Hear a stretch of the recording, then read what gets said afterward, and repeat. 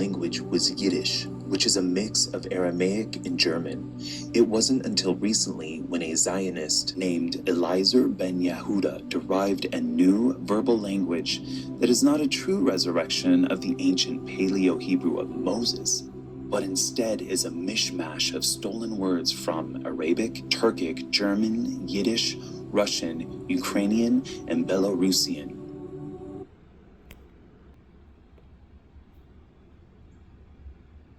A friend recently asked me, well, if no one spoke Hebrew during Jesus' life and ministry, what about Acts chapter 22 verse 2, where it says that the Apostle Paul spoke Hebrew to the angry mob of Jews?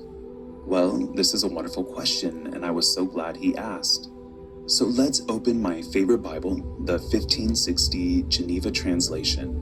Let's go to Acts chapter 22 verse 2, where we read, "And when they heard that he spake in the Hebrew tongue to them, they kept the more silence."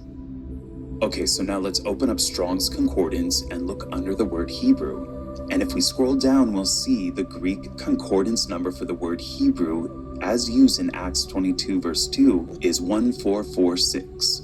So now then, let's go to the Greek section and find the number 1446, where we see the word Hebrew, or pronounced Hebraise. And further reading proves that in this verse, the spoken Hebrew language is actually considered Aramaic, which is absolutely not the Paleo-Hebrew language of Moses.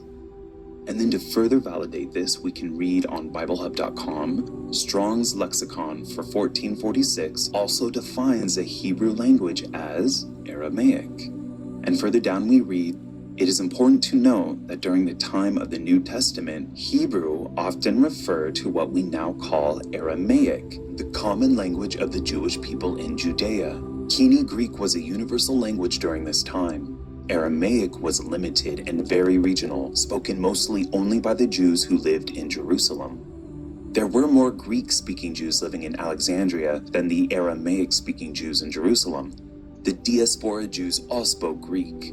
Paul wouldn't have written his letters in a language foreign to his audience. This is why the original New Testament manuscripts were all written in Greek, and this allowed the gospel of Jesus Christ to spread as fast as it did." Okay, so now that we know why every single one of the New Testament manuscripts were written in Greek, we can also clarify that yes, the name of Jesus was and always has been Jesus.